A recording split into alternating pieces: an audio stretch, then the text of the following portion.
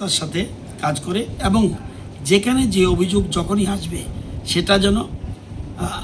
Take up করে এবং চট জলদি যেন সেখানে পৌঁছে যায়, যতটুকু তাড়াতাড়ি সম্ভব সে সুরাহা করে, সেই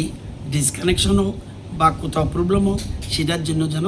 ওরা যায়। এই জন্য একদম ধর্মনগর থেকে সাবরুম, বিলুনিয়ার থেকে একদম খোয়াই, কলেশ্বর, কমলপুর সবার সাথে কথা হয়েছে, সর্বস্তরের আধিকারিকরা ছিল, তাদের সাথে কথা হয়েছে।